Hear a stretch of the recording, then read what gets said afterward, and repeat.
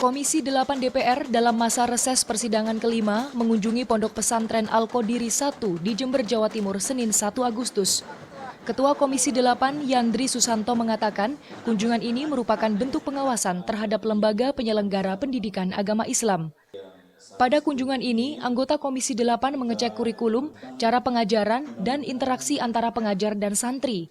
Yandri Susanto mengatakan pemerintah berkomitmen menjaga pondok pesantren dan seharusnya tidak ada toleransi dari aparat hukum bagi para pelaku kekerasan seksual. Saya kira itu mesti ada variabel yang harus terukur.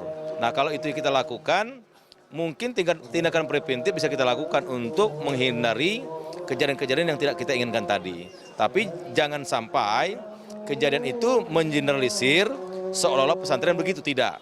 Itu hanya oknum. Jangan rusak pesantren gara-gara itu. Maka negara harus hadir, kita punya komitmen, pesantren harus menjadi tulang punggung karakter anak bangsa.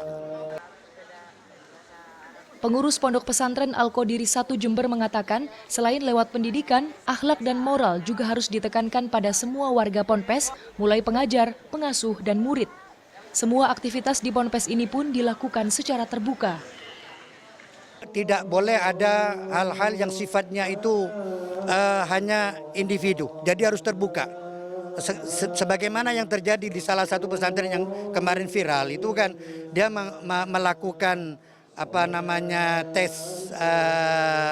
tes lesan atau bagaimana itu kan secara hanya berdua, dan di sini nggak diperbolehkan, harus terbuka. Itu salah satu cara kami untuk menghindari tidak terjadinya hal semacam itu. Siapapun itu, jadi ketua, misalnya kepala sekolah ataupun siapa, harus ada pendamping. Tidak boleh berdua dengan murid, tidak boleh.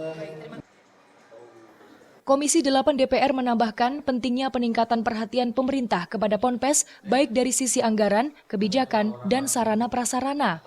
Ponpes sebagai salah satu lembaga pendidikan yang mampu melahirkan anak bangsa berkarakter, mampu memimpin di lingkungan masing-masing dan mengisi posisi penting di Republik ini. Kanzata Marindora, Ganjar Wicaksono, Jember, Jawa Timur.